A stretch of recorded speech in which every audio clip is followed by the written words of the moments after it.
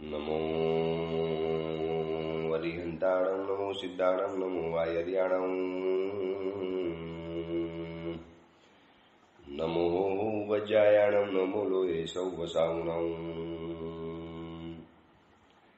ऐसो पंच नमुकारो सौवपावपणासनो मंगलाणं च सौवेसिं परमं वै मंगलम् मंगलम भगवान वीरो मंगलम गौतम प्रभु मंगलम सुलभद्राद्या जैन धर्मो सुमंगलम। ગૌતમ પૃચ્છા ગ્રંથનું પ્રવચન શરૂ કરું એની પહેલા એક સરસ મજાના સુંદર સમાચાર આપું છું. સુરત ઉમરા શ્રી સંઘની અંદરમાં 3 દિવસની સ્થિરતા થશે. 7, 8 અને 9. આજે 7 તારીખ છે, આવતીકાલે 8 અને પરમ દિવસે 9 તારીખ. સુરતની અંદરમાં પૂજ્ય ગુરુદેવ પ્રેમ ભુવન ભાનુ સુરીશ્વરજી મહારાજાના સમુદાયના લગભગ 130 થી 40 મહાત્માઓ બિરાજિત થયેલા છે. આ બધાનું એક સરસ મજાનું સ્નેહ મિલન, જેમ સંસારીપણાની અંદરમાં લોકોને નથી હોતું ગેટ ટુગેધર હોય, આખો પરિવાર ભેગો થાય, ઉજવણી કરવા જાય, કોઈ ફરવાના સ્થળ ઉપર ભેગા થાય, એવી રીતે અમારા સમુદાયનો એક રિવાજ છે. દર વર્ષે મુંબઈની અંદરમાં હોય તો મુંબઈવાળા બધા મહાત્માઓ, અમદાવાદમાં હોય તો અમદાવાદના બધા જ મહાત્માઓ, એવી રીતે સુરતની અંદરમાં પણ હોય તો સુરતના બધા જ મહાત્માઓ ચાતુર્માસ શરૂ થાય એની પહેલા એક વખત આવું એક સ્નેહ મિલન રાખવાની અંદરમાં આવે. સંસારીઓનું સ્નેહ મિલન જ્યારે થાય ત્યારે નકલી સંસારની વાતો હોય. શું ખાધું, શું પીધું, કયા કપડાં પહેર્યા, ક્યાંથી ક્યાં ખરીદી કરી, આ વખતે ક્યાં ફરવા જવાના, ક્યાં ફરવા ગયા, એકલી સાવધ્ય વાતો અને એકલી વિરાધનાની વાતો હોય. હવે આવા ઉત્તમ સમણો જ્યારે ભેગા થતા હોય, પ્રેમ ભુવન ભાનુ સુરીશ્વરજી મહારાજ સાહેબના સમુદાયના ઉત્તમ સમણો જ્યારે ભેગા થતા હોય, 130 થી વધુ સાધુ ભગવંતો આજથી ઉમરાની અંદરમાં અમે બધા ભેગા થયા છીએ. એક ઉમરા શ્રી સંઘની અંદરમાં તમે દાખલ થાવ, જ્યાં જ્યાં નજર પડે ત્યાં સમણ ભગવંતો જોવા માટે મળશે. 10 વર્ષના બાલ મુનિથી લગાવી અને 92 યર્સના વડીલ આચાર્ય ભગવંતો સુધીના બધી જ ઉંમરના મહાત્માઓ જોવા માટે મળશે. 10 વર્ષના, 12 વર્ષના, 15 વર્ષના, 18 વર્ષના, 20 વર્ષના એક એક સમણ ભગવંતો ભક્તિ માટે થનગનતા હોય. આજે બધાનું પાણી હું લાવીશ, આજે બધાની ગોચરી પાણીનો લાભ અમારા ગ્રુપને આપી દો, એવા 5-6 યુવાન સમણ ભગવંતો ભેગા થઈ જાય. અને આ ભેગા થવાનું કારણ એક જ છે કે આગળ હવે કયો સ્વાધ્યાય કરવાનો, કેવી રીતે આગળ વધવાનું, પ્રવચનના ક્ષેત્રમાં જે મહાત્માઓ આગળ વધે એને થોડી ટિપ્સ પણ આપવાની અંદર આવે. એકબીજા યુવાન સમણ ભગવંતો અભ્યાસની વાતોચીતો કરે, પોતાનું તત્વચિંતન, પોતે આ ગ્રંથ ભણ્યો એની આ એક મજા માણી, આ અભ્યાસ કર્યો એનો આ આનંદ થયો, આવી અનેકવિધ એકબીજાના અનુભવોની આપલે કરતા કરતા કરતા રોજ 2-4 કલાક વડીલ આચાર્ય ભગવંતોની નિશ્રાની અંદરમાં સર્વે સાધુ ભગવંતોનું મિલન થવાનું. આચાર્ય ભગવંતો, પન્યાસ ભગવંતો, સમણ ભગવંતો, નાનકડા મુનિ ભગવંતો આ બધા જ ભેગા થઈ અને આવતીકાલે આ વિષમ પરિસ્થિતિમાંથી કેવી રીતે સંયમ જીવનનું પાલન કરવું એની પણ કેટલીક વાતો થશે. વર્તમાન સમયની અંદરમાં જૈન સંઘના માથે, જૈન સંઘની આજુબાજુની અંદરમાં મંડરાતી કેટલીક અજાણી સમસ્યાઓ, અદૃશ્ય સમસ્યાઓ જે લોકોને દેખાતી નથી, એ સમસ્યા ઉપર અંગુલી નિર્દેશ થશે કે આ સમસ્યા ઉપર પ્રવચનકાર સમણ ભગવંતોએ ભાર મૂકવાનો. આવી અનેકવિધ પ્રવૃત્તિઓ આ સ્નેહ મિલન દરમિયાન થવાની. સુરતની અંદરમાં જે લોકો હાજર છે, કદાચ તમને કોઈ પણ સમણ ભગવંત સાથે વાતચીત કરવાનો મોકો મળે તો ઠીક છે, વરના દૂરથી પણ ઉભા રહીને જોશો. આખો ઉપાશ્રયનો ઉપરનો, નીચેનો, ખૂણાનો એક પણ ભૂભાગ તમને જોવા માટે નહીં મળે કે જ્યાં સમણ ભગવંતો બિરાજિત નહીં થયા હોય. 7, 8 અને 9 આજથી બરોબર સમણ ભગવંતોનું મિલન શરૂ થઈ જવાનું. બસ આ પ્રવચન પરિપૂર્ણ કરીશ, પછી સામયું શરૂ થશે, ત્યાર પછી પધારનારા મહાત્માઓના પ્રવચનો થશે, નવકાળથી શ્રી સંઘની, અને ત્યાર પછી અમારા સમણ ભગવંતોનું સ્નેહ મિલન શરૂ થઈ જવાનું. વર્ષ દરમિયાન શું આરાધના કરી, શું આરાધના કરવાની, આ ચાતુર્માસની અંદરમાં કેવી રીતે શાવક શાવિકાઓને આરાધનાનું માર્ગદર્શન આપવાનું, સ્વયંની આરાધના કેવી રીતે કરવાની, આ વર્તમાનના વિષમ સંયોગોની વચની અંદરમાં પણ સમણ જીવનનું સંયમ જીવન કેટલું યથાવિધિ શુદ્ધ રીતે ચુસ્ત રીતે ઓછામાં ઓછી વિરાધના પૂર્વક અને વધુમાં વધુ આરાધના પૂર્વક કેવી રીતે પાડી શકાય એની કેટલીક મહત્વની વાતો, મહત્વના ચિંતનો, મહત્વની વાતો અને સમુદાય સંબંધી સમુદાયને આગળ કેવી રીતે વધારવો, સમુદાય ઉપરના જે વિઘાતક વાતાવરણો છે, કેટલીક વ્યક્તિઓ છે એની સાથે કેવી રીતે પનારો પાડવો, આ બધી જ વાતો આ 3 દિવસ દરમિયાન ચર્ચા થવાની. ચલો આપણે ગૌતમ પૃચ્છા ગ્રંથના સ્વાધ્યાયની અંદરમાં આગળ વધીએ. ગઈકાલ સુધીની અંદરમાં આપણે 45મા નંબરના સવાલ ઉપર લાંબેથી વિચારણા કરી, બહુ વિશદ અને ઊંડી વિચારણા કરી. 45મા નંબરનો જે સવાલ હતો ગુરુ ગૌતમ સ્વામીજીનો કે જીવ કયા કર્મથી પંચેન્દ્રિયના ભવમાંથી એકેન્દ્રિયના ભવની અંદરમાં આવી શકે, એ સવાલને આપણે બહુ વિસ્તારથી બહુ અલગ અલગ એંગલથી આપણે વિચાર્યો. હવે 46મા નંબરનો જે સવાલ છે ગુરુ ગૌતમ સ્વામીજીએ પરમાત્મા મહાવીરને કરેલો છે. આ પણ સવાલ એક ગંભીર સવાલ છે. મેં તમને કીધું ને છેલ્લા 4 સવાલો એના માટે ગુરુ ગૌતમ સ્વામીજીએ આખો એક યુટર્ન લઈ લીધો. આ સુધીની અંદરમાં એવા સવાલો પૂછ્યા, કયા કારણે જીવ કદરૂપો બને, કયા કારણે જીવને સંતાન ન થાય, કયા કારણે જીવ વધુ સંતાનવાળો થાય, કયા કારણે જીવનની અંદરમાં સુખ દુઃખ આવે, કયા કારણે જીવનની અંદરમાં સંપત્તિ આવે ને સંપત્તિ ચાલી જાય. હવે એકદમ આત્મલક્ષી સવાલો, એ બધા જીવનલક્ષી સવાલો હતા. જીવનલક્ષી પણ સવાલો જરૂરી છે, યાદ રાખજો. એકલી આત્મલક્ષી વાતો થાય અને જીવનલક્ષી વાતો ન થાય તો પણ માણસને ક્યારે રસ નથી પડતો. જીવનના જે સવાલ છે, જીવનની જે સમસ્યાઓ છે, જીવનની પાયાની મૂળભૂત જે વાતો રહેલી છે એની અંદરમાં કોઈ સાચું માર્ગદર્શન ન મળે, સાચી કોઈ જવાની દિશા સૂચન ન મળે તો માણસ એની અંદરમાં પણ મૂંઝાઈ જાય. એટલે જીવનલક્ષી સવાલો પરિપૂર્ણ કરી અને છેલ્લા 4 સવાલોની અંદરમાં ગુરુ ગૌતમ સ્વામીજીએ આખું એક દિશા બદલી નાખી. અને હવે 46મા નંબરનો એક સવાલ પૂછે છે પરમાત્મા મહાવીરને કે હે કૃપાનિધિ, હે કરુણાસાગર, હે જગતવત્સલ, હે પરમાત્મા, કયા કારણથી જીવોનો સંસાર વૃદ્ધિ પામે છે, એનું ભવભ્રમણ કેવી રીતે વધી જાય છે, એક ભવની અંદરમાં એવી કઈ ભૂલ કરે કે જેના કારણે એક ભવના કારણે અનેક ભવ માણસોના વધી જાય. એક નાનકડી એવી ભૂલ, એક નાનકડું ચૂકી ગયેલું પગથિયું અને જેમ માણસને આખો નાખો નીચે પાડે, પર્વત ઉપર ચડી ગયો હોય, ટોચ ઉપર પહોંચી ગયો હોય અને એક નાનકડી ગડબડ, એક નાનકડી ગડમથલ, એક નાનકડો એક ઠેસ લાગી, ઠોકર લાગી, એક થોડી સી ઠોકર લગતી હે અને માણસ સીધો ગબડીને સીધો તળેટીની અંદરમાં આવી જાય, મહેનત બધી નકામી ચાલી જાય.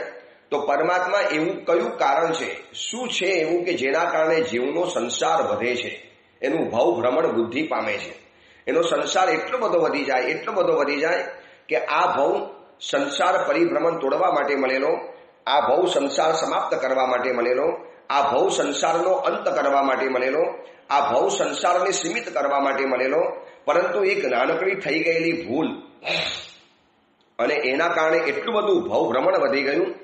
અને આ ભવભ્રમણ પ્રભુ કયા કારણે વધે છે, શેના કારણે વધે છે?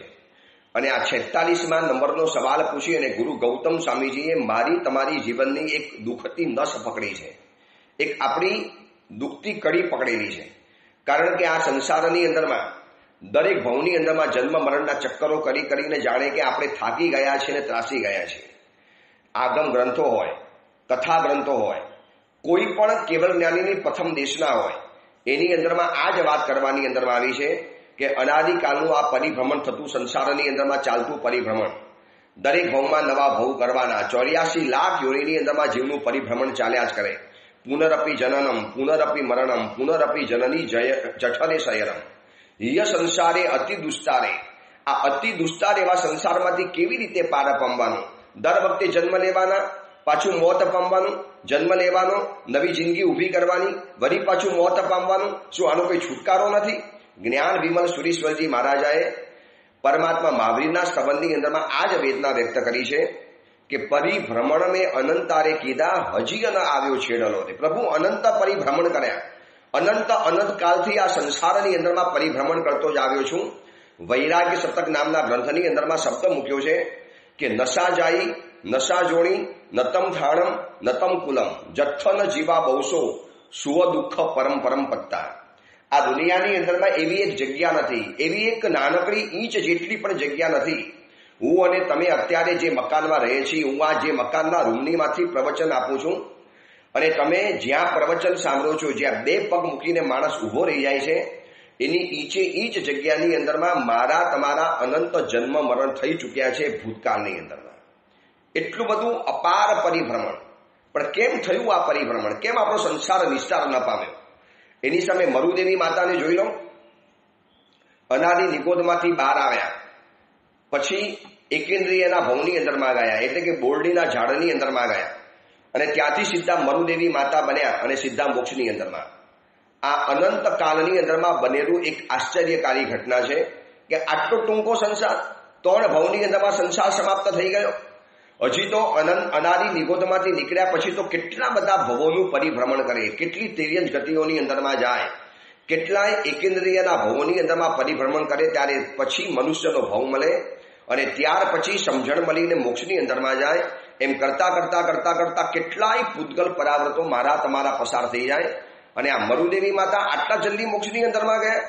અને મારું તમારું પરિભ્રમણ આપણે જો શાંતિથી વિચારી લઈએ તો એમ લાગે છે કે આ અનંત કાળના પરિભ્રમણની જો કોઈ કેવળ જ્ઞાની આપણને કથા બતાવે, આ અનંત કાળના પરિભ્રમણની કોઈ દુઃખ ભરી દાસ્તાન જો આપણને કોઈ જ્ઞાની મહાત્મા બતાવે, સાચું કહું, આંખમાંથી લોહીના આંસુ પડ્યા વગર ન રહે.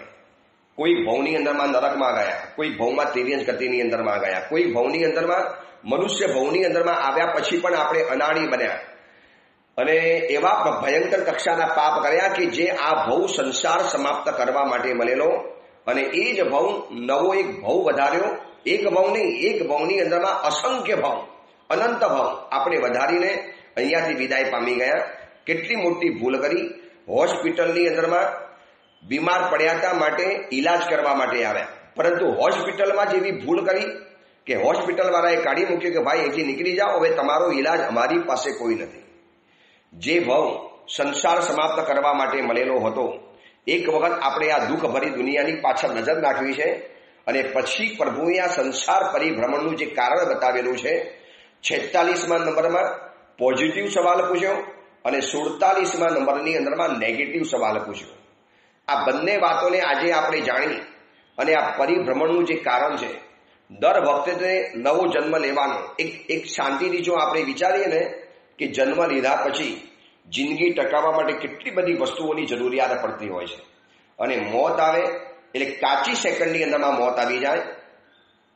સમાચાર વાંચ્યા ને કે ઓરિસ્સાની અંદરમાં થયેલી જે ટ્રેનની કરુણાંતિકા, ટ્રેનનો અકસ્માત, કદાચ સદીઓ પછી આવો અકસ્માત જોવા માટે મળે કે એકી સાથે 3 ટ્રેનો ભટકાઈ જાય અને 300થી વધુ માણસો કાલના ખપ્પરની અંદરમાં ત્યાં હોમાઈ જાય.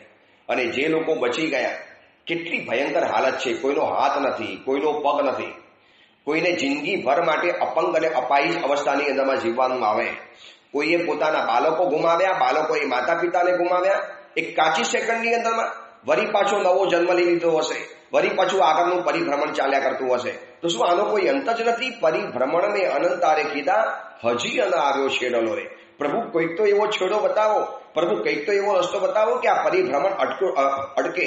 દરેક ભવમાં જવાનું, નવા માતા પિતા ઉભા કરવાના, નવા સંબંધો ઉભા કરવાના, નવો અભ્યાસ કરવાનો, નવી સ્કૂલમાં જવાનું, નવો સિલેબસ ભણવાનો, નવી એક્ઝામ પાસ કરવાની, નવી ડિગ્રી પ્રાપ્ત કરવાની, વળી પાછી નવી જોબ લેવાની, આખી જિંદગીની વ્યવસ્થાઓ ગોઠવવાની, પૈસાના માટે જિંદગી પર ભાગતા રહેવાનું, પછી સંબંધો ઉભા કરવાના, લગ્ન કરવાના, નવા સંતાન પેદા કરવાના, રડીને ઝઘડીને લગડીને જિંદગી પૂરી કરી લેવાની. એ વળી પાછી વયોવૃદ્ધ અવસ્થા આવે, શરીરની અંદરમાં રોગો ભરપૂર આવતા જાય, વળી પાછી ટ્રીટમેન્ટ કરવાની, દવાઓ કરવાની, આર્ત ધ્યાન અને રૌદ્ર ધ્યાનની અંદરમાં જિંદગી વિતાવવાની. અને માનો થોડો ઘણો નસીબ હોય અને પુણ્ય હોય અને ભાગ્ય જાગ્યું હોય તો ધર્મ ગમે, પરમાત્માના શાસનની આરાધના કરીએ, પ્રવચનો સાંભળીએ. અને માનો એ ભવ નથી મળતો તો ટપોરી જેવા ભવની અંદરમાં જવાનું, દિવસ રાત બાહ્ય પ્રવૃત્તિમાં જિંદગી પરિપૂર્ણ કરી લેવાની, માત્ર ભૌતિક સુખ સામગ્રીની અંદરમાં જિંદગી પસાર કરી લેવાની, બસ માત્ર બહારનો આનંદ, બહારની ચકાચોમ, આની અંદરમાં જિંદગી પરિપૂર્ણ કરી લેવાની. અને એક કાચી સેકન્ડની અંદરમાં આવનારા ભવનું આયુષ્ય બંધાઈ ગયું અને વળી પાછો એક નવો સંસાર ઉભો કરી લેવાનો. એટલે અહીંયાથી મોત પામ્યા, આ ભવની અંદરમાં કરોડપતિ બન્યા હોય, અબજપતિ બન્યા હોય, મોટા બંગલાના માલિક બનેલા હોઈએ, કોઈ સ્કાય સ્કેપર બિલ્ડિંગની અંદરમાં સરસ મજાનો ફ્લેટ લીધેલો હોય અને કરોડો રૂપિયાની મિલકત પેદા કરેલી હોય અને એક આંખ મીચાય મોત જ્યારે આવે છે ત્યારે કાચી સેકન્ડમાં માણસ પરલોકની અંદરમાં રવાના થઈ જાય છે. જોઈ લો આજના ધનપતિઓ જિંદગીભર માટે રાકેશ ઝુનઝુનવાલા હતા.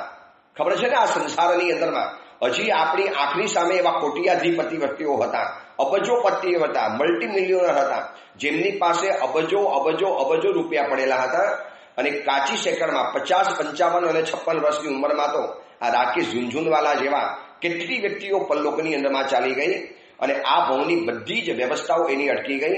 આ ઓરિસ્સાની અંદરમાં જે પણ ટ્રેન અકસ્માત થયો, શું એ લોકોને ખબર હતી કે મોત આવી જવાનું છે, મોત ભરખી જવાનું છે? કેટલા બધા પ્લાન લઈને બેઠેલા હશે. કોઈ કાર્યવશા, કોઈ પોતાના ધંધા માટે, કોઈ સંસારના કોઈ પણ કાર્ય માટે કદાચ જતા હશે, શોખથી તો ફરવા માટે નહીં નીકળ્યા હોય અને કાચી સેકન્ડમાં મોત ભરખી ગયું. એની પાછળની વ્યવસ્થા, એના સપનાઓ, એની જિંદગીની અધૂરી બાબત, એની જિંદગીના જે પણ અધૂરા સપના હતા બધા ત્યારે ત્યાં પરિપૂર્ણ કરી રહ્યા અને વળી પાછો એક નવો ભવ લીધો. વળી પાછી નવા ભવની અંદરમાં આખી નવી ઝંઝાળ પેદા કરવાની. 9 મહિના માના પેટની અંદરમાં ઊંધા લટકવાનું, અસુચિની અંદરમાં રહેવાનું, એ પેટના અંધારાની અંદરમાં રહેવાનું અને ભયંકર કક્ષાની પીડા ભોગવી 9મા મહિને વળી પાછો જન્મ લેવાનો. માતાને ત્રાસ આપવાનો, આપણે પણ ત્રાસ ભોગવવાનો, રડી રડીને મોટા થવાનું, જન્મતાની સાથે રડતા જવાનું અને આખી જિંદગી મહેનત, પુરુષાર્થ, સ્ટ્રગલ કરવાની, કોશિશ કરવાની.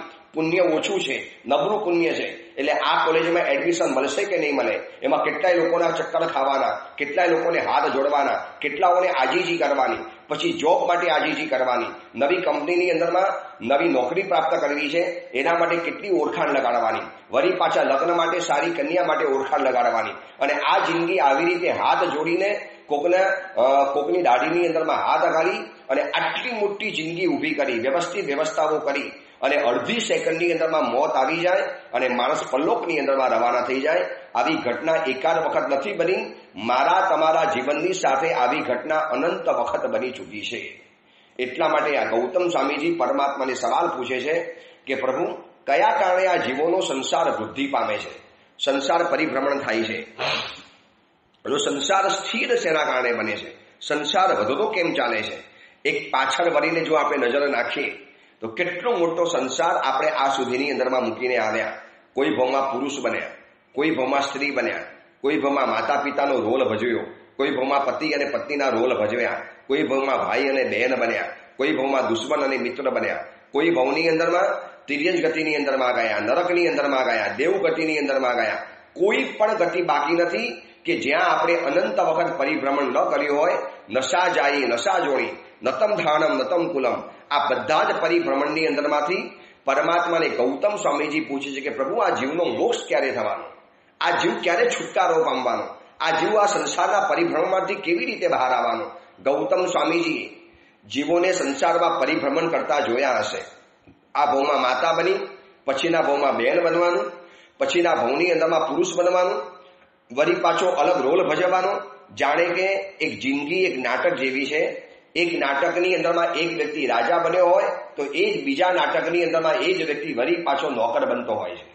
જેવું ત્યાં આગળ રોલ મળે એવો રોલ ભજવવાનો. અહીંયા કર્મ રાજા જે રીતે આપણને રોલ આપતો જાય, આપણે એ રોલ ભજવતા જવાના, એ એક્ટિંગ કરતા જવાનું અને એ રીતે જિંદગી પરિપૂર્ણ કરી લેવાની. અને મર્યા પછી કદાચ આપણે નસીબવાન હઈશું, કંઈક મોટી વ્યક્તિ હઈશું તો 5-15 જણા 5-15 વર્ષ માટે આપણને યાદ કરશે. વળી પાછા કાલના ખપ્પરની અંદરમાં નામ હોમાઈ જવાનું, ભૂસાઈ જવાનું. મારી પાછળ મારી હસ્તી એવી રીતે વિસરાઈ ગઈ, આંગળી જલમાંથી નીકળી અને જગ્યા પુરાઈ ગઈ.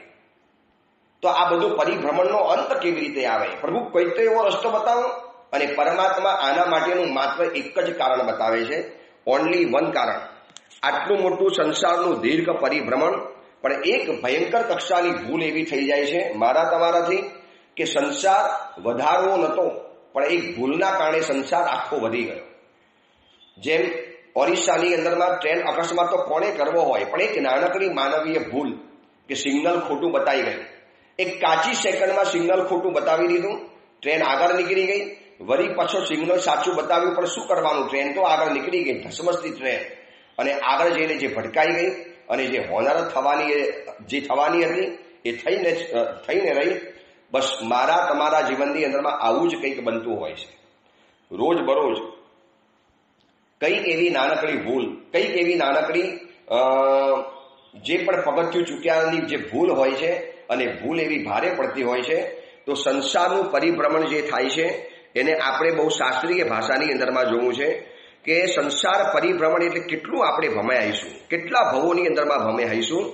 તો એને 3 રીતે વિચારવું છે: દ્રવ્ય પૂદગલ પરાવર્ત, ક્ષેત્ર પૂદગલ પરાવર્ત અને કાર પૂદગલ પરાવર્ત. આ એક શાસ્ત્રીય ભાષાનો શબ્દ છે, પૂદગલ પરાવર્ત. પૂદગલ એટલે મેટલ. આ સંસારની અંદરમાં જેટલી પણ વસ્તુઓ છે આ બધી જ પૂદગલ ગણાતી હોય છે.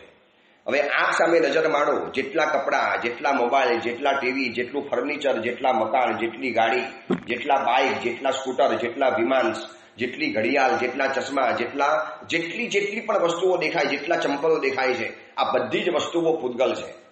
અને એક પૂદગલની અંદરમાં અસંખ્ય, અને એક આવા સાધનોની અંદરમાં અસંખ્ય પૂદગલો હોય છે. અને આ બધા જ પૂદગલો, હવે દ્રવ્ય પૂદગલ કોને કહેવાય? તો કે જે વસ્તુ છે, જે મેટલ છે, જે ચીજ છે. માનો આપણે એક વસ્તુ લીધી કે ઘરની અંદરમાં એક થાળી લીધી અથવા તો ડાઇનિંગ ટેબલ લીધું. આ ડાઇનિંગ ટેબલની અંદરમાં અસંખ્ય પૂદગલો ભરેલા છે. હવે આ બધા જ પૂદગલોને એક જીવ 14 રાજલોકના બધા જ પૂદગલોને લઈ અને મૂકે એટલા કાલને દ્રવ્ય પૂદગલ પરાવર્ત કહેવાય છે. વિસ્તારથી ફરીવાર સમજાવો. માનો આપણો જીવાત્મા છે અને આ 14 રાજલોકની અંદરમાં જેટલા પણ પૂદગલો છે, જેટલા પણ દ્રવ્યોના જેટલા પણ પૂદગલો છે. હવે કેટલા દ્રવ્ય હશે વિચારી લેજો. એક કપડાની દુકાનની અંદરમાં જાઓ તો ઠાંસીને કપડાં ભરેલા છે. આવી એક દુકાન થોડી છે, આવી સેંકડો દુકાન છે. અને એક નગરમાં થોડી છે, એવી હજારો, હિન્દુસ્તાનના હજારો દુકાન છે. માત્ર હિન્દુસ્તાનની વાત નથી કરતા, 14 રાજલોકની વાત કરે છે. 14 રાજલોકની અંદરમાં માત્ર વસ્ત્રોનો જો હિસાબ લેવાની અંદરમાં જઈએ, વસ્ત્રોની દુનિયાની જો વાત જાણીએ તો 2 હિસાબ વસ્ત્રો છે, અસંખ્ય વસ્ત્રો, જેને તમે ગણી નથી શકતા, અનકાઉન્ટેબલ. હવે આ બધા જ વસ્ત્રોની અંદરમાં રહેલા જે પૂદગલો છે એ બધાને જીવે પોતાની રીતે સ્વીકારવાના, બધા પૂદગલોને લેવાના અને છોડવાના. આમ કરતા જ્યારે છેલ્લું કપડું અને એ કપડાની અંદરમાં રહેલા બધા પૂદગલો જ્યારે લઈ લીધા હોય ત્યારે દ્રવ્ય પૂદગલ પરાવર્ત ઊભું થાય. અને યાદ રહે, એક નાનકડા અંગૂઠા જેટલા દ્રવ્યની અંદરમાં પણ અસંખ્ય ભવ કરવા પડે એટલા બધા પૂદગલો છે. ફરીવાર, એક નાનકડા આપણે આંગળીની અંદરમાં જે વેઢા હોય છે ને, વેઢા પર્વ કહેવાય છે. આપણે જે 1, 2, 3 ગણીએ છીએ તો એક વારો જેટલો નાનકડો ભાગ છે. ઇતને છોટે સે ભાગની અંદરમાં, આટલા નાનકડા ભાગની અંદરમાં એટલા બધા પૂદગલો છે કે જેને જીવને પોતાના શરીર રૂપે પરિણમાવા માટે એને અસંખ્ય વખત જન્મ મરણ કરવા પડે. તો વિચારી લેજો કે આટલાની અંદરમાં જો આટલા પૂદગલ છે તો આ તો ખાલી કપડાની વાત હતી.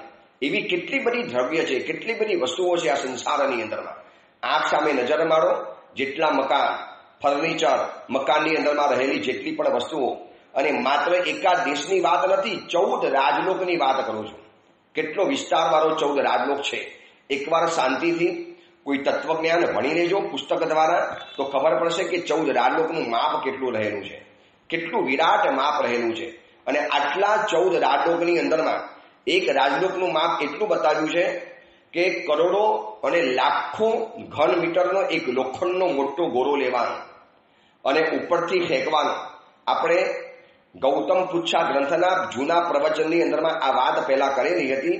ઉપરથી લોખંડનો ગોરો ફેંકવાનો અને લોખંડનો ગોરો ફેંકતા પહેલા રાજલોકથી શરૂઆત કરવાની અને એક રાજલોક પરિપૂર્ણ કરી અને બીજા રાજલોકની સીમાની અંદરમાં પ્રવેશ કરે ત્યારે હજારો લાખો મણ ભારવાળો આ લોખંડનો ગોરો માત્ર નાનકડા ચણી બોર જેટલો, બહુ નાનકડા ઝીણા બોર જેટલો થઈ જાય એટલો બધો 14 રાજલોક મોટો રહેલો છે. લોખંડના ગોરાને ઘસાતો આગળ વધે.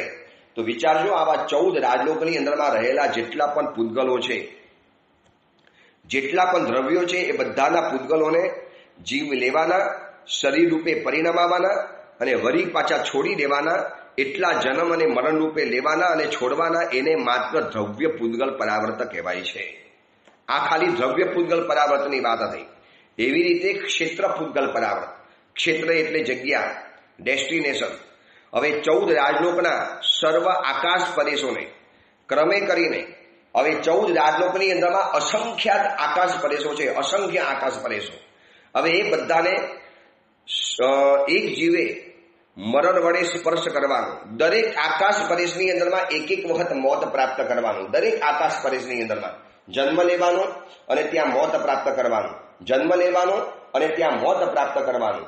આવું અસંખ્ય ભાવ, અસંખ્ય અસંખ્ય અસંખ્ય અસંખ્ય બોલ્યા જ કરો ત્યારે કદાચ આપણા જન્મ મરણ પરિપૂર્ણ થાય. એને કહેવાય છે ક્ષેત્ર પૂતગલ પરાવર્ત.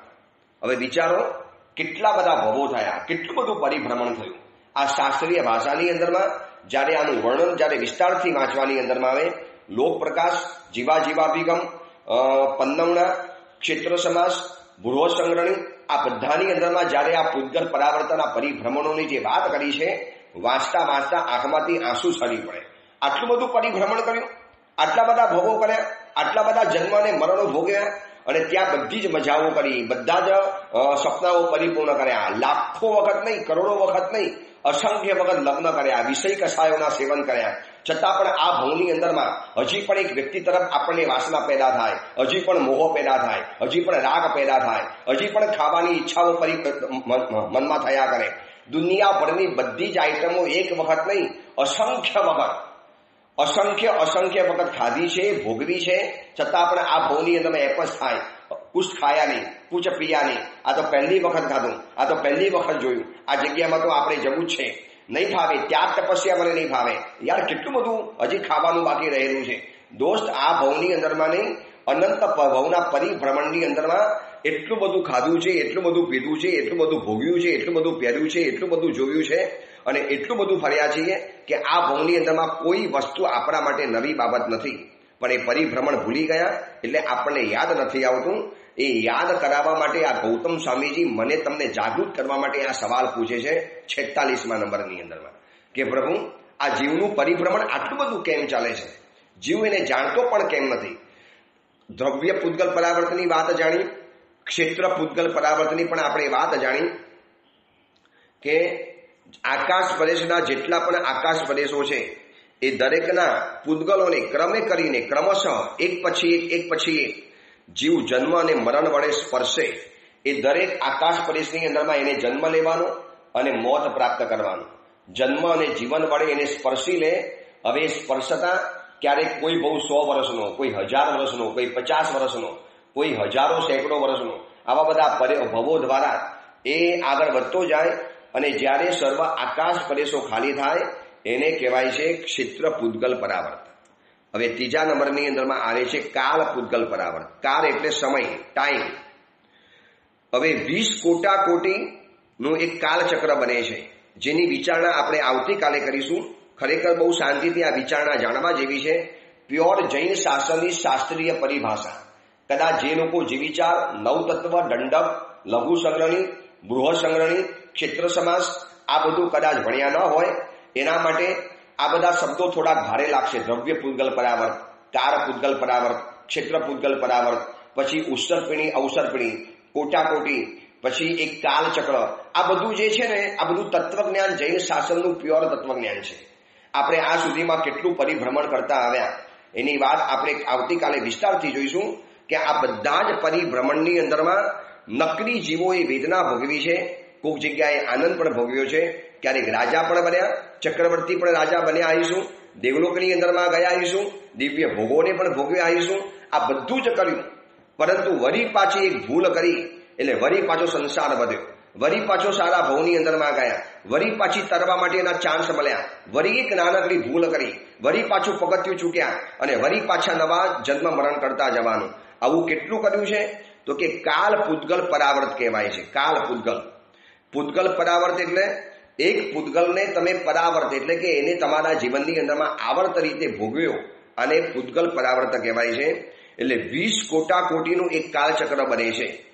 હવે આ બધા જ કાળચક્રને 20 કોટી કાળચક્રના સમયને મરણ વડે જીવ સ્પર્શે છે એને કાલ પૂતગલ પરાવર્ત કહેવાય છે. હવે આ કોટાકોટી કોને કહેવાય, સાગરોપમ પલ્યોપમ કોને કહેવાય, 20 કોટાકોટીનું એક કાલચક્ર કેવી રીતે બને છે, આ બધી સમયની મર્યાદા અને આ બધી સમયની વ્યવસ્થા જૈન શાસનની અંદરમાં કેવી રીતે બતાવવાની અંદરમાં આવી છે એની વાત આપણે આવતીકાલે કરીશું. અને આ સવાલ પૂછી અને ગૌતમ સ્વામીજીએ મારા તમારા જીવનની એક દુઃખતી નસ દબાવી દીધી છે.